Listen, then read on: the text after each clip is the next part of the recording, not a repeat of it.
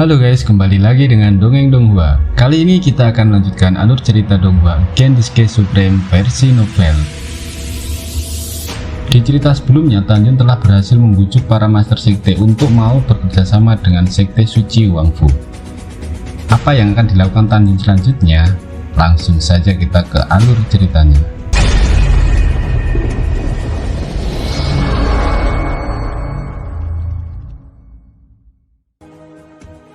Setelah itu, seorang ketua sekte juga ingin meminta bantuan sesepuh sekte suci untuk memberikan arahan terkait pemurnian senjata tombaknya. Tanjun lalu kembali menangani kebuntuan orang itu, dan setelah memeriksanya beberapa lama, Tanjun menjelaskan bahwa selama ini ketua sekte yang bernama Long Tian belumlah sempurna dalam menyempurnakan senjata suci peringkat menengah. Ini karena ada sedikit kekurangannya dalam teknik pemurnian, yang kemudian berhasil Tanjun analisa kegagalannya. Kemudian Tanjun memberikan saran untuk menyempurnakannya. Orang itu segera menunduk berterima kasih pada Tanjun dan mengundangnya untuk datang ke sektenya jika Tanjun berkesempatan. Lalu Dante Swansong juga terkejut dan memanggil Tanjun. Ia kembali bertanya, apakah Tanjun juga belajar keterampilan pemurnian senjata? Tanjun lalu menjawab dan lagi-lagi mengejutkan Dante Swansong bahwa ternyata Tanjun menguasai dua keterampilan ini sekaligus di usia yang baru 22 tahun. Tapi Tanjun lanjut mengatakan bahwa dia juga adalah Master Suci Jimat dan Master Suci Formasi. Belum selesai keterkejutan Dante Swansong setelah mendengar ini, dia kembali shock. Ini sedikit mengguncangnya. 4 keterampilan dikuasai dengan sangat baik.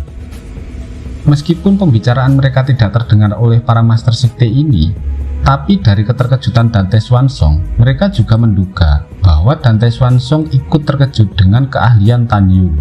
Dante Swansong semakin senang memiliki Tanjun dalam sektenya, merasa bahwa di masa depan saat Tanjun sudah melampaui 4 kepala divisi gerbang suci, maka Tanjun adalah aset terbaiknya dalam menghalau para musuh. Setelah 5 hari berlalu, Tanjun yang terus menerima konsultasi dari para Master Sekte akhirnya selesai juga. Mereka semua pergi satu persatu. Dante Swansong lalu ingin menghargai pencapaian Tanjun ini dan memberikannya hadiah. Tanjun kemudian meminta api dengan berbagai macam atribut. Dante Swansong lalu mengajak Tanjun pergi ke rumah lelang di gerbang abadi dan bertemu dengan Dante Songde untuk mengambil semua api yang Tanjun inginkan. Dante Swansong berjanji ini cuma hadiah kecil, tapi setelah kembali dari tanah abadi, ada hadiah besar yang akan diberikan Dante Swansong pada Tanjun. Setelah tiba, Dante Swansong ingin berbicara hal-hal detail tentang pembangunan kota pada Dante Qianyun. Lalu dia menyuruh Tanjun untuk langsung pergi menemui Dante Songde. Tanjun ingin mengambil api yang dikumpulkan Dante Songde dulu untuk dirinya sebagai guru Sensubing. Jadi dia segera mengenakan jubah penyamarannya dan menjadi guru Sensubing. Beberapa saat kemudian, Tanjun dibawa menemui Dante Songde. Dante Songde menjamu Tanjun lalu memberikan api-api yang sudah dikumpulkannya. Setelah itu, Tanjun bergegas pergi dan melepas penyamarannya, kemudian kembali mendatangi Songde sebagai Tanjun muda kali ini. Dante Songde menyambut Tanjun muda dan menceritakan bahwa Dante Swansong sangat memuji prestasi Tanjun di depannya. Lalu Dante Songde memberikannya api-api yang lain pada Tanjun. Setelah itu Tanjun kembali ke Puncak Naga. Berselang beberapa saat, Tanjun tiba di tempat Mengyi dan Suezian. Pada saat ini kompetisi telah sepenuhnya berakhir, dan Sensubing mengatakan bahwa berdasarkan peringkat yang baru, maka Tanjun dan Mu Mengyi mendapatkan 330 tempat ke tanah abadi. Suezian memenangkan 154. Xingyi mendapatkan 110 tempat. Huang Futing Feng memenangkan 100 tempat. Setelah itu Subing meminta untuk setiap divisi mengirimkan para murid yang akan memasuki tanah abadi. Total yang dibutuhkan adalah 1000 murid dari Sekte Suci. Kemudian Sensubing mengizinkan mereka untuk menulis pada slip giok rincian senjata yang diinginkan. Sementara itu, untuk 8 peringkat teratas, Dante Swansong sendiri yang akan menanyai jenis senjata untuk mereka. Tan Yun dan yang lainnya segera mengatakan kebutuhan senjata mereka pada Dante Swansong. Lalu Dante Swansong dengan jelas seperti mengatakan di depan umum bahwa dirinya sangat menghargai Tan Yun, dan siapapun yang ingin membunuh Tan Yun akan menerima konsekuensi darinya. Dante Swansong meminta mereka untuk menunggu sebentar, lalu dia merobek ruang spesial dan melangkah ke dalamnya. 6 jam kemudian celah ruang kembali terbuka dan Dante Swansong melangkah keluar. Segera cincin penyimpanannya mengeluarkan ribuan senjata sihir yang langsung dikirimkan ke 1000 murid yang akan berpartisipasi di Tanah Abadi. Malam semakin larut, bulan redup dan langit penuh bintang. 9 kepala divisi mengumpulkan para murid yang berpartisipasi di Tanah Abadi dari semua divisi mereka dan mulai memberikan arahan dan instruksi. Luo Fan dan Song Hong, total 330 murid yang dipimpin oleh Tan Yun dan Mu Mengyi, berhenti di depan Zheng Xubing dengan hormat. "Sekarang aku akan menjelaskan beberapa hal kepada kalian," ucap Zheng Xubing. Tatapan Zheng Xubing jatuh pada Tan Yun, lalu dia berkata, "Setelah memasuki Tanah Abadi, apapun yang dikatakan Tan Yun sama seperti dengan perkataanku. Siapapun yang berani membangkang, bunuh tanpa ampun." "Murid mengerti," ucap 329 murid termasuk Mu Mengyi, Luo Fan, dan Song Hong berkata serempak. Dalam hati mereka tanpa dikatakan pun Tan Yun tetaplah sudah menjadi pemimpin mereka. Zheng Xubing berkata lagi, "Tanah Abadi seluas ngarai meteorit sekte kita, dan area Tanah Abadi di dalamnya telah mencapai radius 10 juta mil. Di pinggiran area Tanah Abadi ada dinding raksasa yang melindungi murid dari serangan monster kuat di luar area Tanah Abadi. Selama mereka tidak meninggalkan formasi, mereka akan jauh lebih aman." Setelah mendengar ini, para murid mengangguk satu demi satu, mengungkapkan pemahaman mereka. Tiba-tiba ekspresi Zheng Xubing menjadi serius. "Dengarkan ini dengan baik. Tanah Abadi adalah ujian bagi murid ranah jiwa janin. Aku juga akan memberitahumu apa tujuan ujian ini.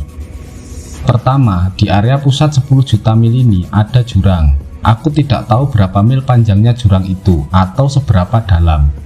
Dan terlebih lagi, aku tidak tahu di mana jurang itu berakhir dan kemana arahnya. Karena Tanah Abadi adalah lokasi perang kedua dari para dewa di zaman kuno. Jurang misterius ini dinamai Jurang Pemakaman Dewa. Kedua, di area Tanah Abadi 10 juta li ini, kekuatan monster di wilayah lain hanyalah periode transisi tingkat kedua. Kecuali beberapa raja monster di masa transisi tingkat kedua, monster lain bukanlah ancaman bagi kalian. Ketiga, harus kalian ingat, yaitu Jurang Pemakaman Dewa ini adalah tempat ujian kalian. Apakah kalian bisa mendapatkan peluang besar di sana, itu tergantung kalian sendiri. Selama ujian di ngarai meteorit, sekte kita juga memberikan hadiah menara ruang waktu untuk digunakan semua orang. Tetapi di Tanah Abadi tidak ada hadiahnya. Ketika Tan Yun dan yang lainnya mendengar ini, mereka tidak perlu memikirkannya. Pasti ada banyak harta langka di Jurang Pemakaman Dewa. Ekspresi Zheng Xubing menjadi lebih bermartabat. Dia berkata, "Alasan mengapa Tanah Abadi adalah tempat terbaik untuk murid dari alam jiwa janin adalah karena Jurang Pemakaman Dewa dibanjiri dengan kekuatan penghancur yang tidak dapat dijelaskan. Semakin dalam kultivator masuk, kekuatan penghancur menjadi lebih kuat, penuh dengan kekuatan tak terlihat. Itu akan menghancurkan roh dan jiwa manusia, dan daging mereka akan dimusnahkan." Dahulu kala, Master Sekte Abadi berturut-turut dengan para monster tua. Mereka semuanya telah masuk. Tetapi di bawah kekuatan penghancur itu ada banyak kematian dan cedera. Pada akhirnya mereka tidak dapat menembus ribuan mil ke dalam dan melarikan diri keluar kembali. Akhirnya Sekte Abadi mengizinkan para murid dari alam jiwa janin untuk masuk untuk mengujinya. Sayangnya, meskipun para murid dari alam jiwa janin hampir tidak terkorosi oleh kekuatan itu, mereka dimakan oleh monster karena mereka terlalu lemah untuk memasuki lebih dalam. Jadi, Sekte Abadi mengizinkan murid-murid di alam pemurnian jiwa untuk masuk. Dan akhirnya setelah beberapa dekade pengujian, para murid dari alam pemurnian jiwa tingkat 3 atau lebih di bawah kekuatan penghancur itu hanya bisa pergi sejauh ribuan mil, dan mulai banyak yang mati di bawah kekuatan destruktif itu. Akhirnya setelah melewati pengujian yang tak terhitung, jumlahnya ditentukan bahwa hanya alam jiwa janin tingkat 8 hingga praktisi di alam pemurnian jiwa tingkat kedua yang paling cocok untuk memasuki jurang pemakaman dewa. Karena jurang ini begitu misterius dan pusat dari tanah abadi, pasti ada harta para dewa di dalamnya. Oleh karena itu, murid istana jiwa dan sekte suci kita sedikit dihambat untuk memasukinya. Semua orang mendengarkan dengan penuh semangat. Pada saat ini Tan Yun bertanya, "Ketua, karena mungkin ada harta di dalamnya, lalu kenapa sekte abadi akhirnya setuju untuk berbagi dengan yang lain?" Mendengar ini, Shen Shubing menatap langit. Ekspresinya berubah mengagumi leluhurnya, lalu dia berkata, "Semua ini harus ditelusuri kembali ke 50.000 tahun yang lalu, yaitu ketika sekte abadi didirikan kurang dari 30.000 tahun lalu. Pada saat itu leluhur besar kita dengan kekuatan luar biasa. Dia yang pertama kali menemukan alam rahasia Huangfu, dan setelah dia menemukan pintu masuk ke ngarai meteorit di alam rahasia Huangfu, dia juga pergi ke istana jiwa dan sekte abadi. Dengan kekuatan leluhur itu, dia secara bersamaan menantang para leluhur sekte abadi dan istana jiwa, lalu mengalahkan dua leluhur agung mereka. Kedua leluhur besar sangat takut bahwa leluhur kita akan menguasai medan perang para dewa dan tanah abadi. Oleh karena itu, keduanya bernegosiasi, kemudian mengambil inisiatif untuk mengusulkan agar mereka melalui kompetisi antar sekte, sehingga dapat bersaing dengan adil dan mendapatkan kuota untuk memasuki tanah abadi. Jadi sejak 50.000 tahun lalu, murid gerbang dalam akan pergi ke tanah abadi untuk mencoba peruntungan di jurang pemakaman dewa. Pada titik ini, mata indah Shen Shubing menunjukkan kesedihan yang tidak disembunyikan. Tetapi para murid dari 3 sekte kuno yang masuk ke jurang pemakaman dewa banyak yang mati di dalamnya. Sekte kita juga telah kehilangan banyak murid di tempat itu. Tapi mereka tetap yakin ada banyak harta karun para dewa di dalam situ sekalipun nyawa adalah taruhannya. Ada 2 alasan penting untuk penegasan ini. Pertama, sekte abadi telah mencoba terus untuk masuk lebih dalam ke tanah abadi, dan mereka belum menemukan senjata para dewa setelah jatuhnya para dewa di tempat itu. Kedua, itu merupakan alasan yang sangat kritis. Shen Shubing sepertinya memikirkan sesuatu dan berkata sambil mencibir, "Terakhir kali kami melakukan kompetisi 4 keterampilan di sekte abadi, kalian semua juga melihat bahwa pedang suci abadi di gerbang abadi yang dicuri oleh orang waktu itu adalah harta karun peninggalan sejak 80.000 tahun lalu yang ditemukan oleh leluhur sekte abadi di jurang pemakaman dewa." Mendengar ini, hati Tan Yun tiba-tiba menegang dan kemudian hatinya bersemangat. Ini berarti sejak ditemukan oleh leluhur sekte abadi, bukankah itu berarti sangat mungkin ada juga pedang yang lain yang terkubur bersama di dalamnya? Tan Yun gembira, tapi tidak menunjukkan ekspresinya. Dia membungkuk dan berkata, "Ketua, apakah Anda tahu bahwa pada saat itu leluhur sekte abadi juga menemukan benda suci lainnya di jurang pemakaman dewa?" Shen Shubing mengerutkan kening dan dia berkata dengan ragu-ragu, "Seharusnya tidak ada lagi, karena pada saat itu leluhur sekte abadi setelah mendapatkan pedang suci abadi itu dikatakan bahwa dia langsung melarikan diri dengan susah payah. Ketika dia kembali ke sekte abadi, dia harus menyembuhkan diri selama ratusan tahun, dan setelah dia pulih, dia sudah tidak bisa masuk ke dalam lagi. Lagi pula di jurang pemakaman dewa, semakin tinggi levelnya, semakin banyak kekuatan penghancur yang akan menyerangnya." Setelah itu cincin Qian Kun Shen Shubing terus berkedip dan 330 slip batu giok terbang keluar dari cincin, ditembakkan ke tangan 330 murid.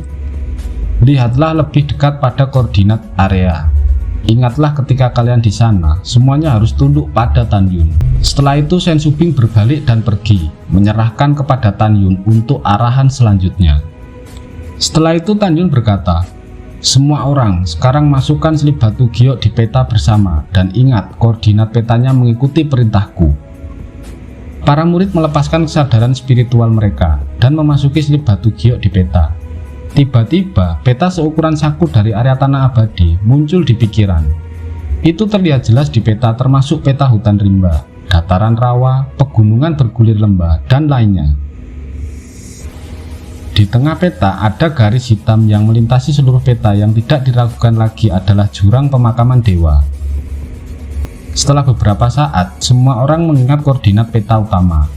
Kesadaran spiritual keluar kembali dari Sleep Giok dan para murid menatap Tanjun satu demi satu. Tanjun merenung sebentar. Setelah memasuki tanah abadi, ingatlah untuk pergi secepat mungkin dan berkumpul di hutan 300.000 mil sebelah timur dari pintu masuk jurang pemakaman dewa. Pada saat itu kita akan mencari cara untuk memusnahkan musuh-musuh dari istana jiwa dan sekte abadi. Lalu kita akan memasuki jurang pemakaman dewa bersama-sama. Pada saat yang sama, 8 kepala divisi lainnya juga menjelaskan kepada para murid yang berpartisipasi di tanah abadi tentang apa yang harus mereka lakukan selanjutnya. Oke guys, sampai di sini dulu alur cerita kali ini. Kita bertemu lagi di episode selanjutnya. Jangan lupa like, share, dan subscribe. Terima kasih.